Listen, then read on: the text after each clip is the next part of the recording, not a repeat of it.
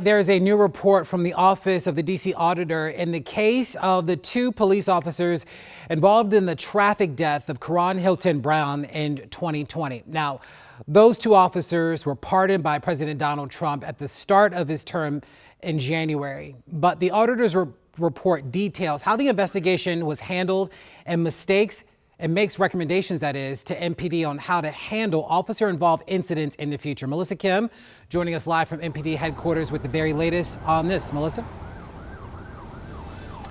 Yeah, hey there, Larry. This is the third and final report. It's 172 pages long and calls the action that these two MPD officers faced grossly inadequate. That's a quote there from the report. The MPD Disciplinary Review Board recommended that Officer Terrence Sutton and Lieutenant Andrew Zabavsky be fired for the death of Karon Hylton-Brown in 2020, but instead, Sutton was given a 25-day suspension and Zabavsky was allowed to retire after paying a $2,500 fine.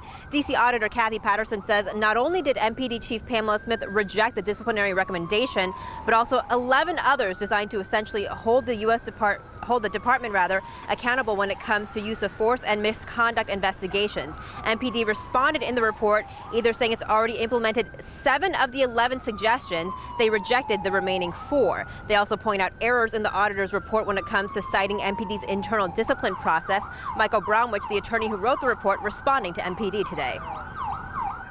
Here we made 11 of the same kind of recommendations, common sense, based on our examination of the record, our knowledge of best police practices, and all of them rejected. That suggests not a careful analysis of the recommendations, but some anger about the report because it didn't come out the way they liked.